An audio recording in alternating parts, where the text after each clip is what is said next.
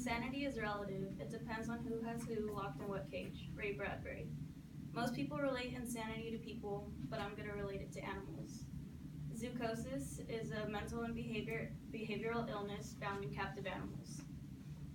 So, as people who go to the zoo, aquarium, or circus, we should be aware of what these performance animals suffered through. So, I was at the Alley County Fair with my family, and we were looking at the Clydesdale horses, the Budweiser horses, and I noticed that one of the horses was pacing back and forth repeatedly. And I didn't say anything about it, but my mom pointed out and said that horse is sick.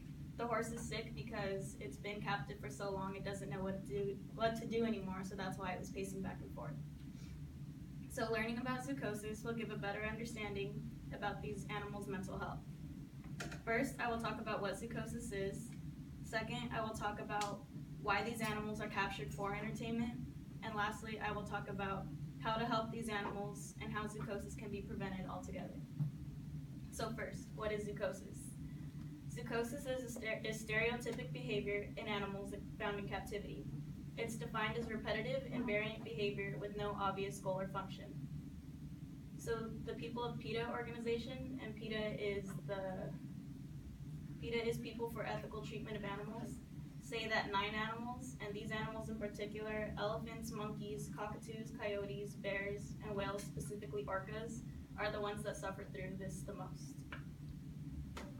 So symptoms of this illness are bar biting, neck twisting, tongue playing, excessive grooming, head bobbing, pacing, swaying, circling, vomiting, and self-mutilation.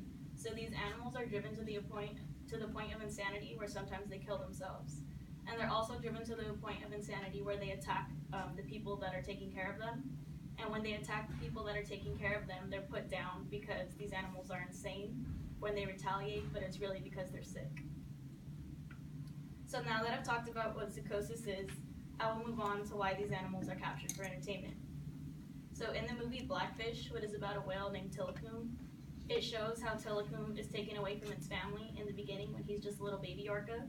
And in the movie, it shows the mom and all the family of the whales, because whales travel together, how they're trying to help Tilikum being taken away. The mom is crying. The other whales are trying to help the mom that's grieving. So it already shows the emotional toll that it has on these animals. And money is the motive. So these people take away these animals because they assume that other people are obviously going to pay to see these animals in captivity and perform tricks and stuff for them. So they need the money, so they take away these animals so they can get that money. So since I've talked about why these animals are taken away, I will talk about how it could be prevented and how these animals that are taken away can be helped. These animals that have been away for too long, if they're saved, most of the time they can't be taken back into the wild because their mental illness has already gone too far. And a lot of these animals are abused, so therefore they can't function in the wild.